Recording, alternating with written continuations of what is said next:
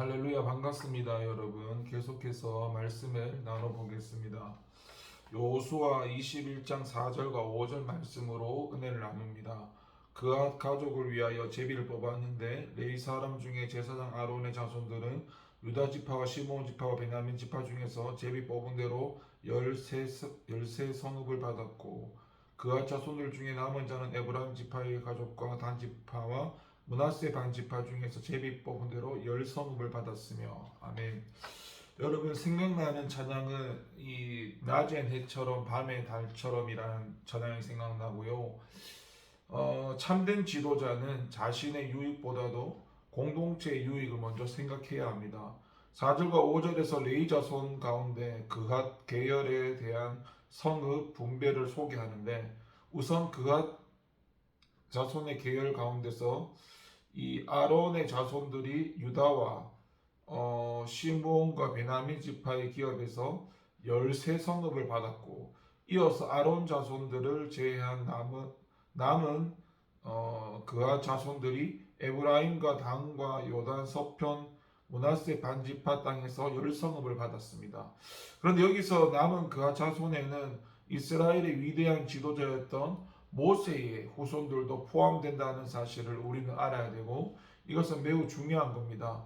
여러분, 모세는 가나안 땅을 분배할 당시 그 사람들에게 있어서는 수천 년 전의 인물도 아니었고 수백 년 전의 인물도 아니었고, 그들이 기록으로나 소문을 통해 알게 된 인물도 아니고 그들과 함께 살았던 인물입니다. 그들 중에 대부분의 사람들이 모세를 보았고 그의 지도를 받았고, 그는 하나님의 신실한 종으로서 이스라엘 백성들을 애굽에서 인도해낸 위대한 지도자였고, 그는 광야 40년 동안 하나님을 대변하기도 했고 많은 이적과 기사를 통해 하나님의 이름을 펼치게 됐습니다.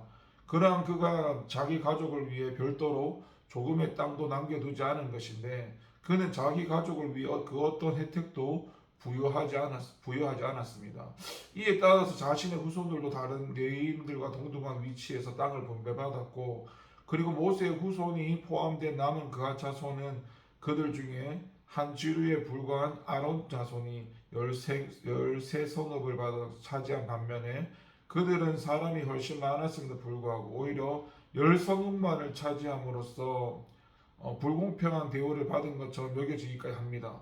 이렇듯 자신의 사리 사욕을 쫓지 않은 모세야말로 오늘날의 교회 지도자들이나 정치 지도자들에게 좋은 기감이 되고, 과거이나 오늘이나 소위 지도자들로 불리우는 자들 가운데는 자신의 사리 사욕을 채우기 위해서 온갖 불법을 자행하는 자들이 수없이 많고, 더구나 그 중에 많은 사람들이 하나님을 섬기는 신앙인들이라는 사실이 참으로 하나님의 영광을 가리고 복음의 걸림돌이 되기도 합니다. 여러분, 성도는 무슨 일을 하더라도 자신의 유익이나 안전을 도모하지 말고 자신이 속한 공동체의 유익을 먼저 생각해야 합니다.